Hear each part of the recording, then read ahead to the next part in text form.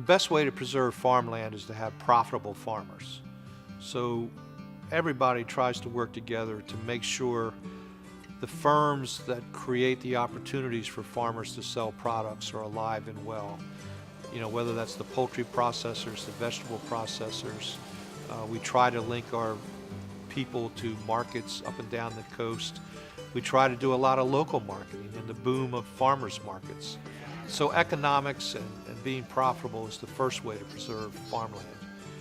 We also have in Delaware a farmland preservation program in which the state will actually purchase the development rights from that farmer forever, in perpetuity, and the succeeding landowner as well cannot sell that farm for development. It has to be sold as a farm if it's sold or kept in farming.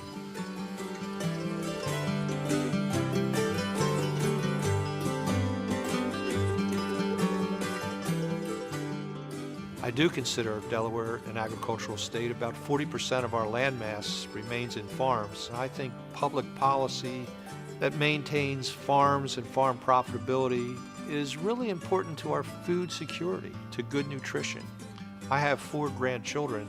They range from 2 to 4 years old. And I worry where they will source their food 40 years from now, 30 years from now. And I hope they're able to buy Delaware peaches and Delaware sweet corn and Delaware chicken.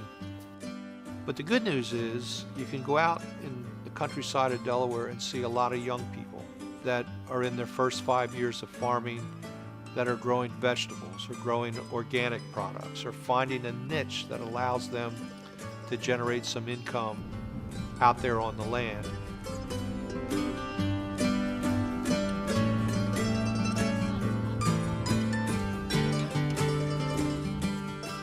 I grew up down in Milton just watching tractors go back and forth across the field. I mean, that's my first word was combine, I think, and that's just what I did. I liked it, I enjoyed it. It was fascinating to watch, and it was more fascinating to be a part of it, really.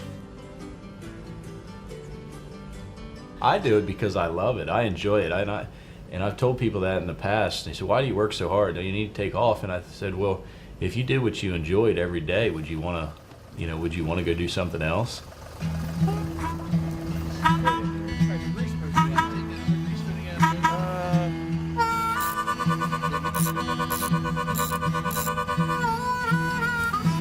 Try it again.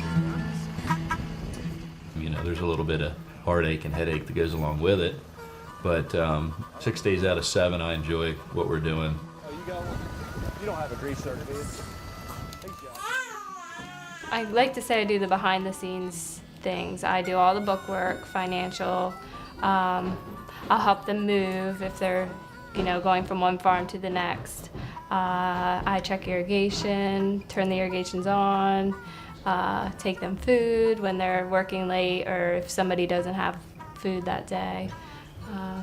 The main thing was it allowed me to stay home with our children, but I guess the thing I like about farming the most is that you're growing something that is either going to be for animals or people consumption, and you're making a difference, I like to think, in the community.